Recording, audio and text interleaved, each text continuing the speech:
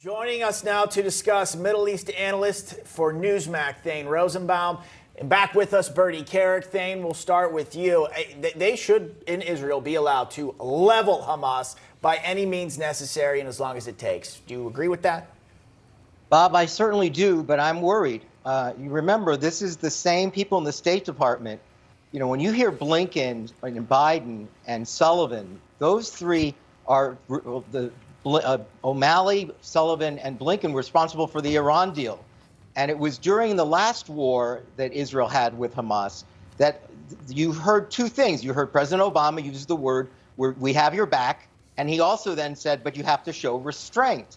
And we're already hearing words like de-escalate. And I'm not sure that this administration is going to allow Israel to do what it needs to do. I think what they need to do is function like bouncers in front of the door and say, you handle your business inside and we literally have your back. And I don't think that's going to happen. You're going to see next week the Squad and Bernie Sanders, and you're already hearing the word de-escalate.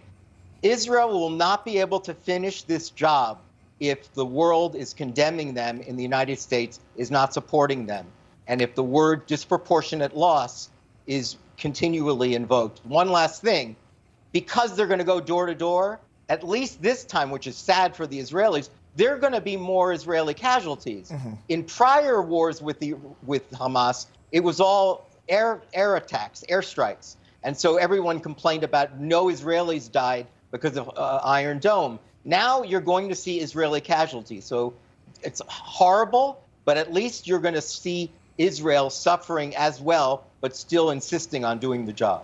Commissioner Carrick, as someone who is the head of the NYPD, you also lived in the Middle East, you're a counterterrorism expert. Talk to me about the intelligence failure here. I'm seeing now in the Associated Press that less than a month before Hamas fighters blew through Israel's high-tech iron wall and launched an attack, they were actually doing a dress rehearsal, practicing in public.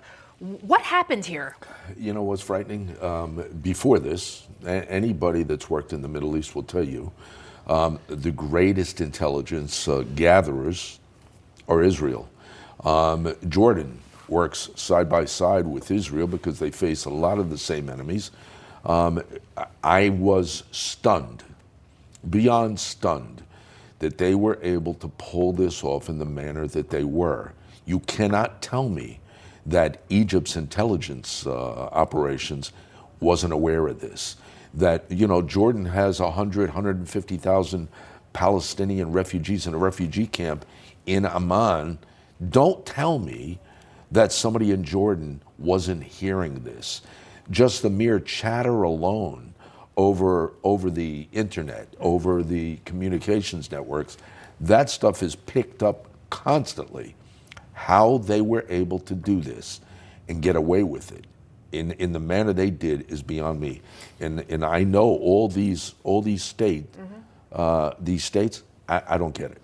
Thane, should Israel care at all if the Squad or somebody else comes in and says, hey, you've done this for a week, you need to kind of scale this back? Should Israel care at all, or should they do like Prime Minister Netanyahu has said, and that's finish what Hamas started here? I think they have every right to.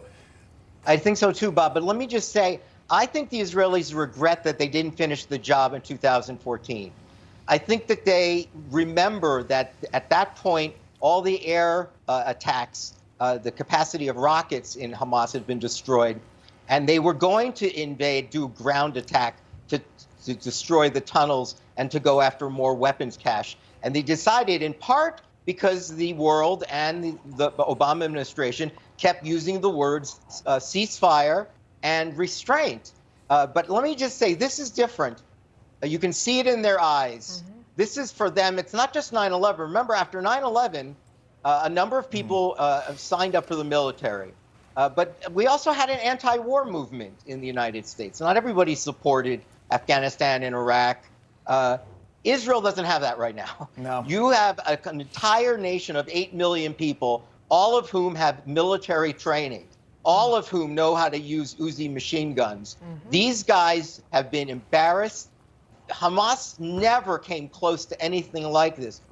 Commissioner Carrick knows this. They were always incompetent. Yep, Thane, not to cut you off here, but we got to jump to a break. Thank you so much for joining us here. And Israel knows that the rest of the sane world does have their back here. So thank you again, Thane Rosenbaum, for joining us. Bernie Carrick, you stick around here.